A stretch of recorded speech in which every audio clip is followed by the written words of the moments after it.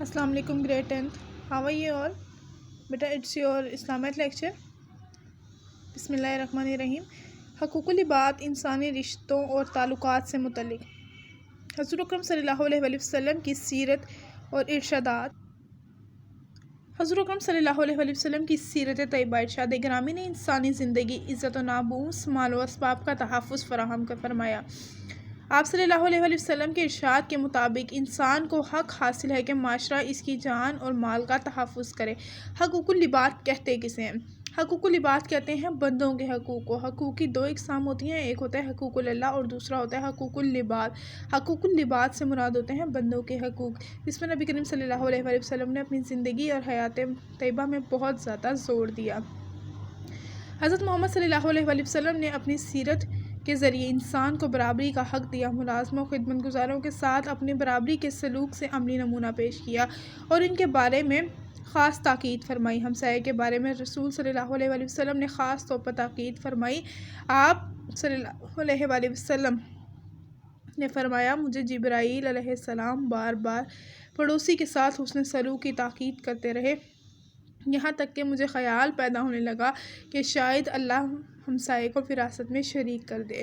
ہمسائے کے اس حق کی روشنی میں انسانوں کو جہاں بہت سی ذمہ داریاں سونپی گئی ہیں، وہاں اسے حقوق بھی حاصل ہوئے، کیونکہ ہر فرد کسی نہ کسی کا ہمسایہ ہوتا ہے.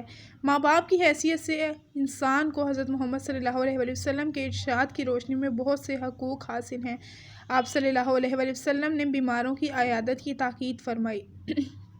اس طرح بیماروں کو یہ حق ملا کہ ان کی دیکھ بھال اور خدمت کی جائے. آپ صلی اللہ علیہ وآلہ وسلم نے اپنے عمل سے عورتوں کو کے احترام کا حکم دیا، مزدوروں کا حق دیا کہ ان کی مزدوری فوری طور پر ادا کرنی چاہیے. آپ نے یتیموں کو یہ حق دیا کہ ان کے ساتھ حسن سلوک کیا جائے اور ان کی ضرورت پوری کی جائے.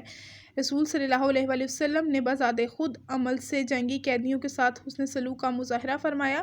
آپ صلی اللہ علیہ وآلہ وسلم نے انسانوں کو ان کی خلوت پرائیویسی کا حق دیا اور ان میں مداخلت سے منع فرمایا. آپ صلی اللہ علیہ وآلہ وسلم کی سیرت کا باغور مطالعہ کیا جائے تو انسانی حقوق کی ایک لمبی فہرست مرتب کی جاتی ہے، جن کا آپ صلی اللہ علیہ وآلہ وسلم نے اپنے عمل سے اظہار فرمایا. بہت سے انسانی حقوق کا ذکر حضور صلی اللہ علیہ وآلہ وسلم نے خطبہ جدۃ الوداع میں فرمایا.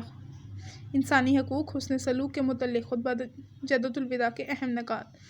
لوگوں، اللہ کا ارشاد ہے کہ انسانوں، ہم نے تم سب کو ایک مرد اور عورت سے پیدا کیا اور تمہیں جماعتوں قبیلوں میں بانٹ دیا کہ تم الگ الگ پہچانے جا سکو. تم میں زیادہ عزت و کرامت والا خدا کی نظر میں وہی ہے جو خدا سے زیادہ ڈرنے والا ہے.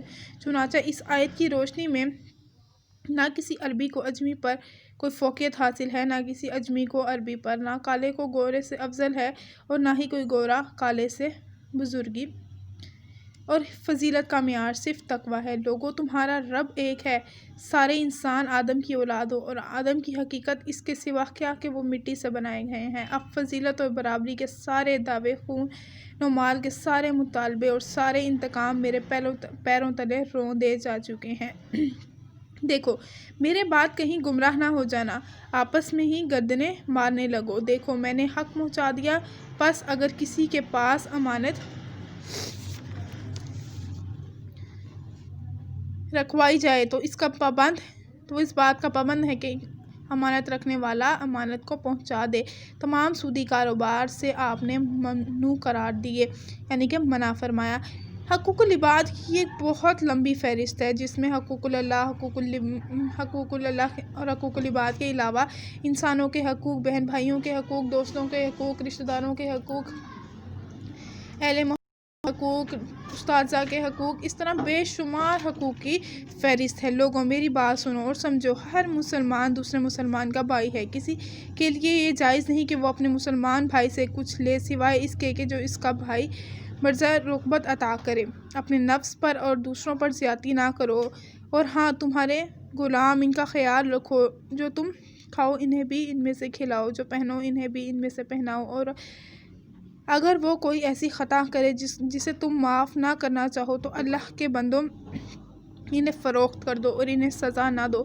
یہاں ہمارا حقوق العباد کا چیپٹر کمپلیٹ ہوتا ہے. حقوق العباد کے جو سوال ہیں، حقوق العباد کی ایک فہرست بنائے۔ اس میں بے شمار چیزیں شامل ہوتی ہیں، جس میں جیسے میں نے آپ کو بتایا کہ اگر ہم اپنے ارد گرد دیکھیں، دوستوں کے حقوق ہیں، ماں باپ کے حقوق ہیں، ماں کے حقوق علیحدہ ہیں، باپ کے علیحدہ ہیں، بہنوں کے علیحدہ ہیں، بھائیوں کے علیحدہ ہیں، محلے داروں کے، بزرگوں کے، مزدوروں کے، ہر شخص کو اللہ تعالیٰ نے حقوق سے نوازا ہے۔